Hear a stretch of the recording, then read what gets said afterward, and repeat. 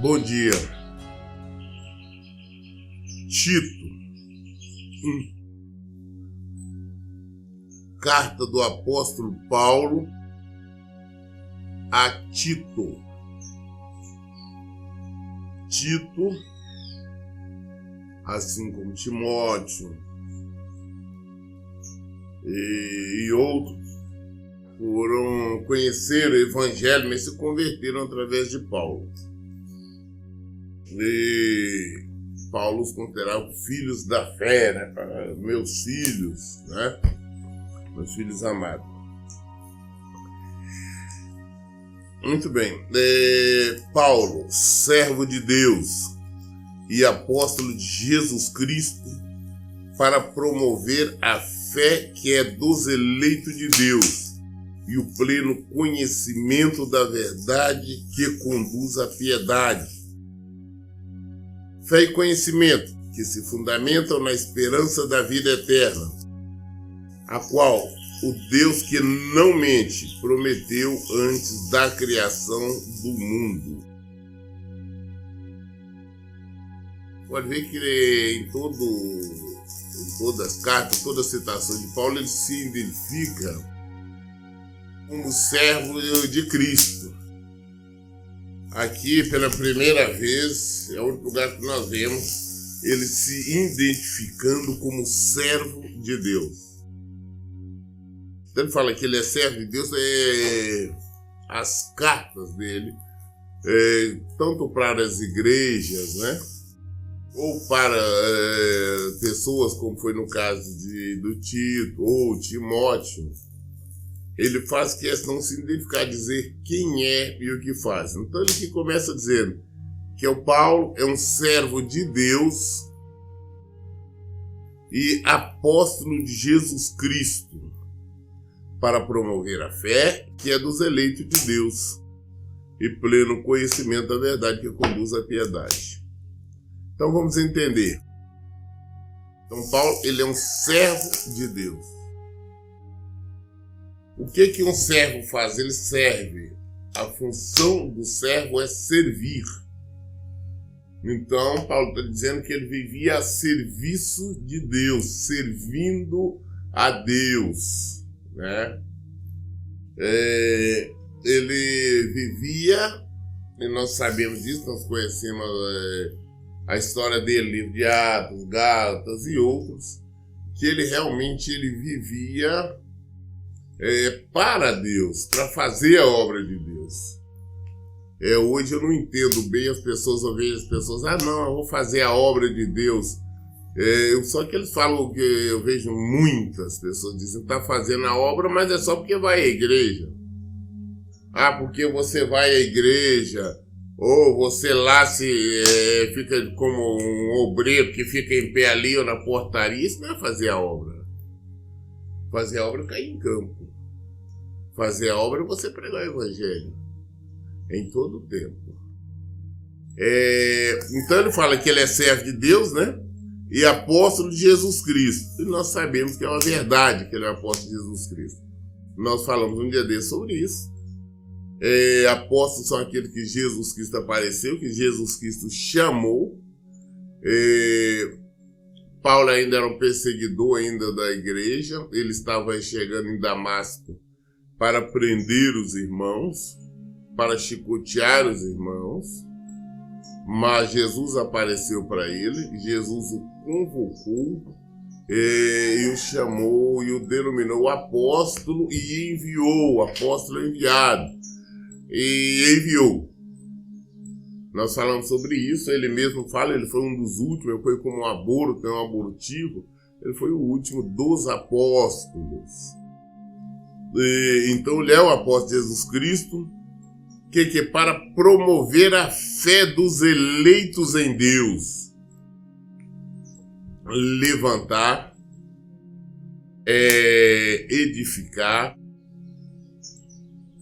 a fé, para que as pessoas tenham fé em Deus, para que vivam em conformidade com o Evangelho para que alcance a salvação. Que ele diz a lei de Deus e pleno conhecimento da verdade que conduz à piedade. Fé e conhecimento que se fundamenta na esperança da vida eterna. A nossa fé é no Evangelho. A nossa fé é porque nós cremos que nós vamos alcançar a vida em Jesus.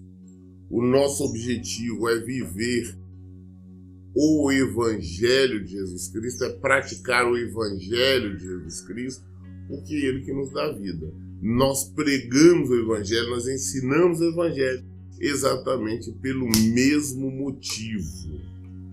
E queremos que as pessoas recebam o Evangelho para que também seja salvo. Nós fomos chamados para viver o Evangelho, para pregar o Evangelho, para ensinar o Evangelho, para que não somente nós sejamos salvos, mas que através de nós, através do nosso comportamento, através do nosso falar, do nosso ver, outras pessoas também se convertam e venham alcançar a salvação em Cristo Jesus. Da mesma forma, elas farão a mesma coisa. E assim, o Evangelho é como Jesus deu exemplo, como uma pequena porção de fermento, você coloca numa massa, aquilo ali expande de uma forma tremenda, ou como uma pequena semente de mostarda, que é pequenininha, mas quando plantada cresce e dá uma árvore enorme. Então é isso que nós fazemos. A qual Deus, que não mente, Ele prometeu antes da criação do mundo. Antes da criação do mundo, Ele já nos tinha prometido salvação. E a salvação veio depois de anos, Ele nos trouxe, está aí à nossa disposição. Basta querermos. Versículo 3. No devido tempo, Ele trouxe à luz sua palavra, por meio da pregação que me foi confiada por determinação de Deus, nosso Salvador.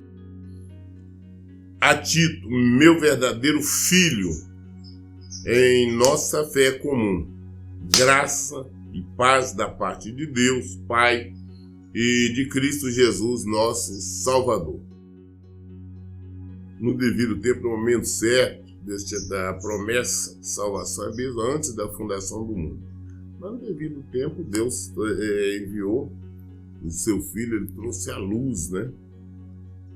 O Evangelho que nós recebemos, Ele trouxe a salvação, colocou à disposição de todos.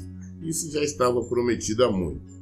E também confiou a pessoas, a homens, a pregação, a divulgação do Evangelho. A pregação do Evangelho não foi entregue, não foi para anjos, não. Mas sim, ou seja, espirituais, mas sim para homens, pessoas comuns, para levar a mensagem, pregar o Evangelho, levar a palavra de Jesus. Aí aqui no versículo 4, que ele fala, né, a Tito, né, que nós sabemos que é esse, a quem a carta está sendo endereçada. O verdadeiro filho, como eu disse, era um filho na fé dele, foi convertido através do ministério dele. Filho em nossa fé comum, graça e paz, o cumprimento, a saudação cristã dos cristãos, né? Graça para a parte de Deus, Pai e Cristo Jesus, nosso Salvador. E essa saudação que todos nós cristãos temos que dar, né? Ou graça e paz, ou a paz do nosso Senhor Jesus Cristo. Eu prefiro a paz do nosso Senhor Jesus Cristo. Porque Jesus, inclusive, nos ensinou, toda casa tem que você chegar, você saude a casa, né? Trazendo aqui a paz do Senhor Jesus Cristo seja presente nessa casa. Eu, toda casa, todo lugar que eu visito, apesar que raramente eu visito casa, residência. Antes já fiz muito, hoje eu realmente não faço, além de não ter muito tempo. Também eu prefiro ficar mais recolhido. Mas quando eu vou, sempre que eu entro em uma casa, quando eu sou chamado, eu saldo a casa. Que a paz de Jesus Cristo seja presente naquela casa. Jesus disse que isso nós temos que fazer assim que nós chegarmos. Muito bem. Versículo 5.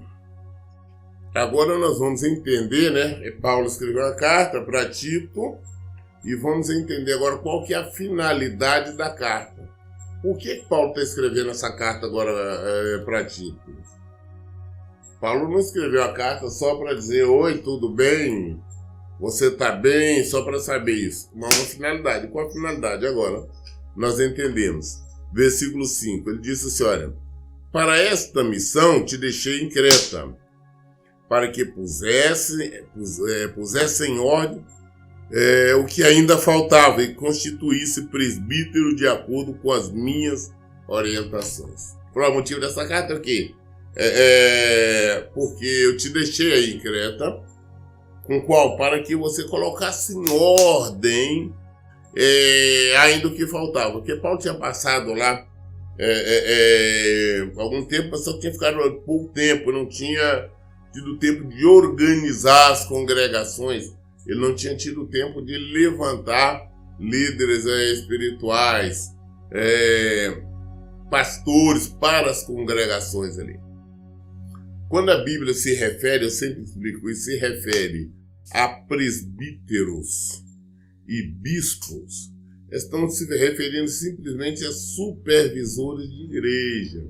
Ou seja, não é anão, é diferente, o presbítero é inferior ao pastor, ou o bispo é maior, não. Todos são simplesmente supervisores de igreja, em outras palavras, pastores. É isso, quando existe a citação de presbítero e bispo, você pode verificar que simplesmente a tradução seria supervisores de igreja. Então, ele está falando: olha, eu deixei vocês aí para quê? Para você levantar, para constituir pastores para cada congregação.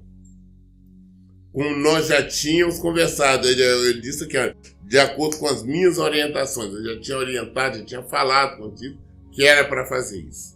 Eu vou deixar você em Creta para que você, já você é um homem sábio, já é um pastor sábio, levante ali pastores, homem sábio, para estar diante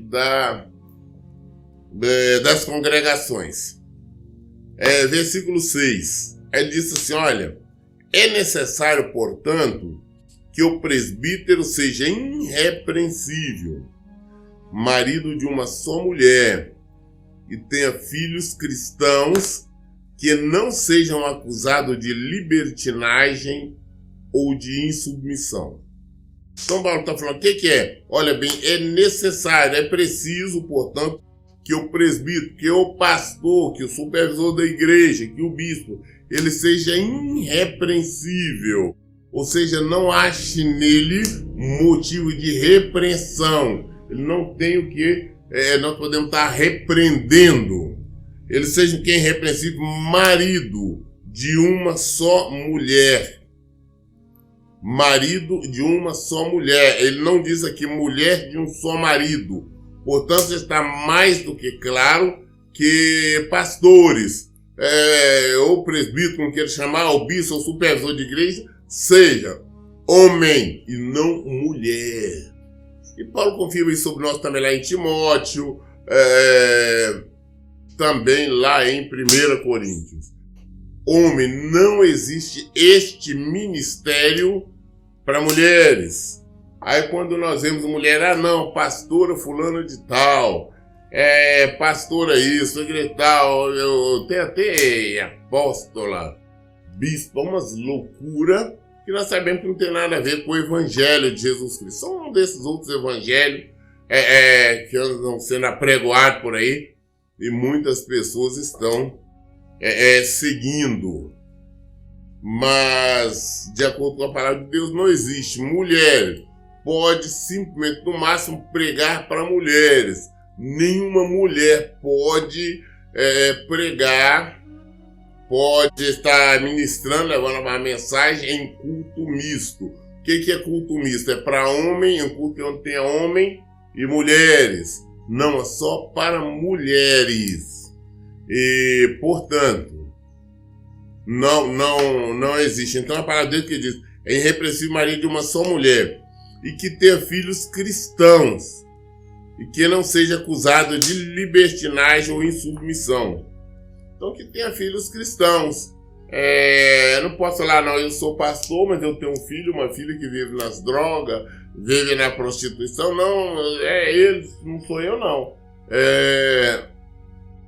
Os pastores têm a função de administrar a casa do Senhor. Então, para administrar a casa do Senhor, é necessário que ele saiba primeiro administrar a sua própria casa. Tá? Então, não, fulano é pastor, mas os filhos dele, como tem, os filhos dele são homossexuais, os filhos dele estão nas drogas, os filhos dele estão fazendo isso ou aquilo. Não, isso está errado, não está de acordo com a palavra de Deus. Tá? Então, ele não poderia estar exercendo a função, porque ele não soube educar os seus filhos, ele não soube administrar a sua casa. Então, é necessário que saiba. Então, veja você uma coisa. Para ser presbítero, um tem sido. Se for se casado, tem que ser casado com uma só mulher. Não é com segundo casamento ou nem terceiro. É irrepreensível marido de uma só mulher. Não, pastor, ele separou de você ou casou de novo. Não, não pode. Ele casou, agora está separado, está divorciado. Não, não pode. Ele tem que ser marido exclusivamente de uma só mulher. Essa é a palavra de Deus, essa é a Bíblia. É o Evangelho de Jesus Cristo. Não existe segundo casamento para nenhuma ovelha, principalmente para os pastores. E tem que ter seus filhos, educados de acordo com a palavra de Deus. Versículo 7. Por ser encarregado da obra de Deus, é indispensável que o bispo seja irrepreensível. Por ser encarregado da obra de Deus, é indispensável que o bispo seja irrepreensível. Veja você o que eu estava dizendo antes. Aqui ele estava falando em presbítero, agora é a mesma coisa que se refere ao bispo, porque são a mesma coisa. Então, tanto bispo como presbítero, a questão de tradução, é a mesma coisa. Tá? Então, hoje eu vejo pessoal, não, fulano é presbítero. Então, fulano é um pastor.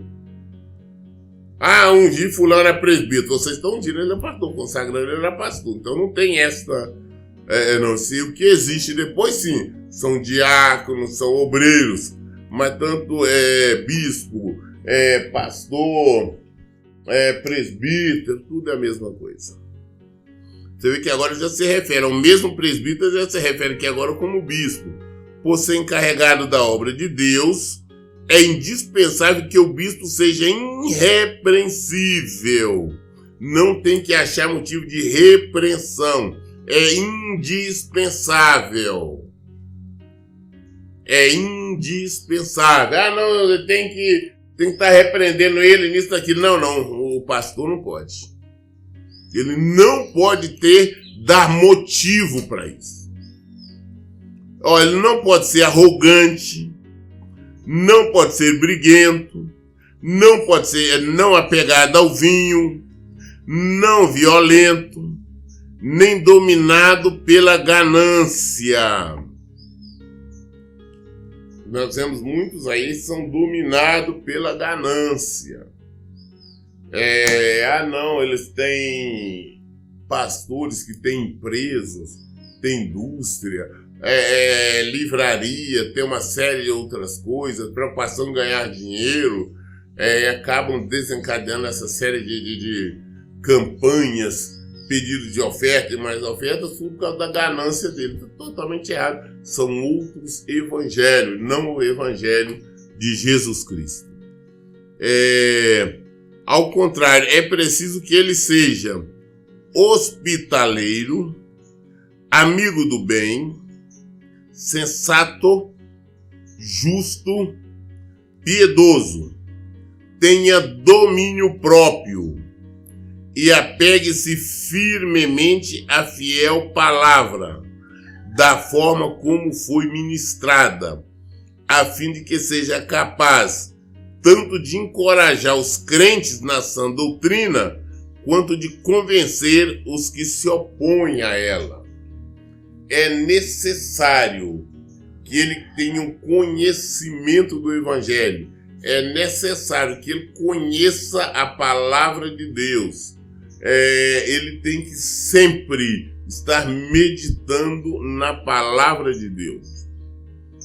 Ele sempre tem que estar ouvindo o Senhor. A melhor forma de ouvir é pelo Evangelho. Ele tem que saber, porque para ensinar. Ele tem que, a função do pastor é ensinar o Evangelho. A função do pastor é apresentar o reino. É responder os questionamentos que são formulados de acordo com a palavra de Deus. Não a opinião dele, a opinião própria não adianta. A minha opinião não interessa para ninguém, mas sim a de Jesus.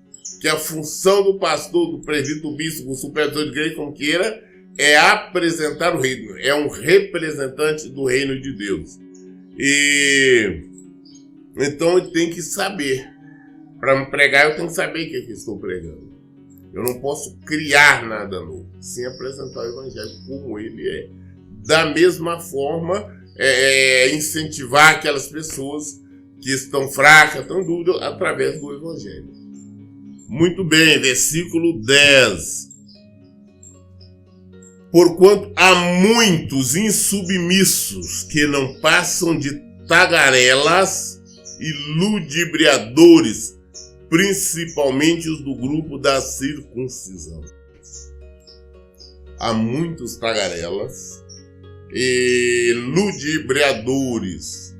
Essas pessoas que andam pregando, dizendo-se homens de Deus, se autodenominam pastores, bispos, apóstolos, títulos eclesiásticos, mas esses tagarela têm a função de arrecadar a função gananciosa. Eles falam, são faladores, sim. Eles ficam falando coisa como se fosse Jesus tivesse falado. Eles ficam prometendo que Deus não prometeu. Ensinam um monte de religiões. Na verdade, os ensinamentos deles não passam de espécie de autoajuda, não do Evangelho de Jesus Cristo. Porque a função deles é adquirir bens, eles querem enriquecerem e transformam as pessoas em mercadorias. Então que Paulo está falando aqui, tem muitos aí que são submissos, não são submissos a Deus, né? Que não passam tagarelas e ludibriadores, que andam ludibriando as pessoas. Eu sei histórias de ovelhas, né, que me procuram, falam, pastor, eu estava na igreja tal, na denominação tal, fiz proposta, eu dei carro, eu dei dinheiro, fiz empréstimos para lá, para participar disso, de participar de campanha, de fogueira santa. Tem absurdo aí de pessoas ter vendido apartamento e ter entregue ali o dinheiro do único apartamento, única residência que ela tinha, entregar lá na tal fogueira santa e depois ir pagar aluguel, está em aperto terrível e nada resolveu na sua vida. Outras pessoas, agora quando até que fala negócio de casamento, os pastores de alguma denominação mandam que pegue as alianças e coloque na fogueira santa ou coloque lá no altar. Então, são faladores, ludibriadores, né? Que andam ludibriando o povo. Versículo 11.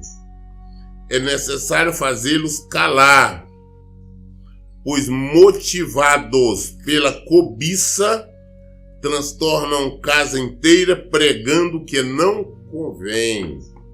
Motivados pela cobiça, pelo dinheiro, eles conduzem, levam as pessoas a fazerem campanhas e mais campanhas, participar de desafios, de votos, a ser fiel ali na igreja, ele parceiro está levando, mas o objetivo deles é ganhar dinheiro, extorquirem. Então, quando eu vejo hoje eles lançando campanha, desafiando, não, eu preciso de X pessoa para ofertar um valor de X, ou X e por aí afora. E cada coisa, os faladores, e o povão indo, o povão caindo, é exatamente o que ele está dizendo, transtorna a casa inteira, pregando que não convém. São muitos. Né? Um dos seus próprios profetas declarou: os cretenses são sempre mentirosos, feras malignas, glutões preguiçosos. É uma referência porque muitos daqueles falavam, né, que o pessoal de Creta, né, os cretenses, são referindo-se aos que são ali de Creta, os cretenses, que são mentirosos, feras malignas, glutões e preguiçosos. Hoje, essa palavra serve para nós quando diz da seguinte forma: hoje não se acredita mais nos evangélicos como no passado se acreditava. Hoje, quando se fala que é evangélico, todos nós já ficamos preocupados. Alguém chega, não, porque eu sou evangélico. Você não sabe o que você espera. Os comerciantes hoje não aceitam hipótese alguma mais cheque de evangélicos. De pastores. Não, porque eu sou pastor, eu vou cobrar livrarias evangélicas e outras. Hoje não aceitam.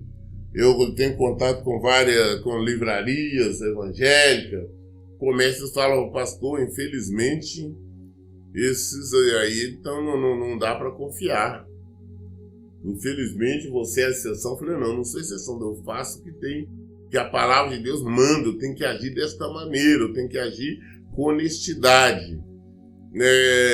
Hoje, para as pessoas conseguir, por exemplo, um empréstimo a um pastor, junto às instituições financeiras, é difícil, porque não tem crédito, tá? Porque, infelizmente, os crentes procedem assim. Empresas hoje já não tem mais aquela preocupação. Antes tinha, não, se tem um funcionário crente, saber que era um bom funcionário, que era honesto, que é tudo. Hoje não, porque, infelizmente, muitos se debandaram. São, como eu disse aqui, são mentirosos, tem muita esfera maligna, são glutões e preguiçosos. É uma tristeza, é algo que dói realmente nós falarmos deste povo que se diz igreja do Senhor, mas que tem comportamento assim. Por quê? Porque estão seguindo falsos pastores, falsos pregadores, os faladores insubmissos. E olha aqui, versículo 13, fala: esse testemunho é verdadeiro, não é mentira, não. Olha que Paulo falou: eles não estão mentindo, não, é verdade que eles agem assim. Portanto, repreende-os com toda severidade, para que se submeta a uma só fé sadia, não dando ouvidos a fábulas judaicas, nem a mandamento de homens que se desviam da verdade. Olha, que falam dos crentes, é isso mesmo. Por isso, repreende-o, chama a atenção com toda severidade, para que submeta a uma só fé sadia. Por isso, quando eu falo, gente, vamos voltar para o Evangelho, vamos voltar para Jesus. Não interessa o que vocês aprenderam ali na denominação A, B ou C, não importa o que pregador isso, aquele falou, vamos ver o que Jesus falou.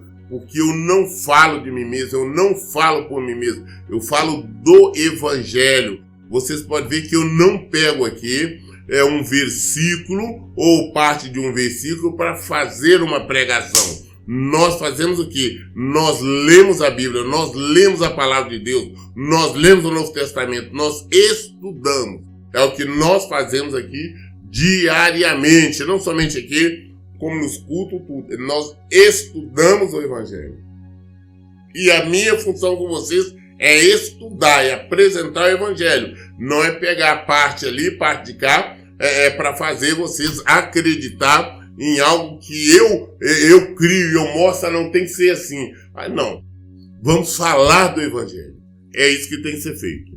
submeto a uma só fé. Então nós temos que, quando falar, pastor, você está falando sempre das outras denominações, eu falo porque eu falo de outros evangelhos, assim como falo de qualquer pessoa que está agindo contrário à palavra de Deus, tendo conhecimento da verdade de quem é Deus.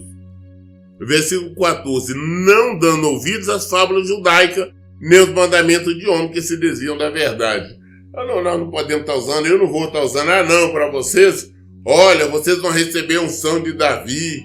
Não, porque é mentira.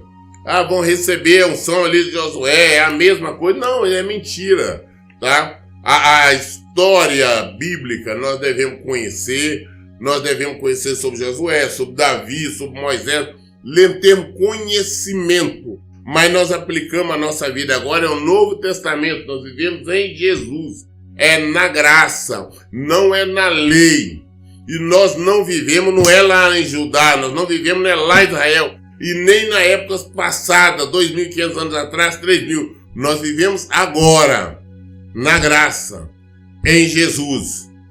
E no final ele diz, no versículo 14, diz, não dando ouvidos à fábula judaica, nem a mandamento de homens, que se desviam da verdade. Para as pessoas puras, tudo é puro. No entanto, para os corrompidos e descrentes, nada é puro.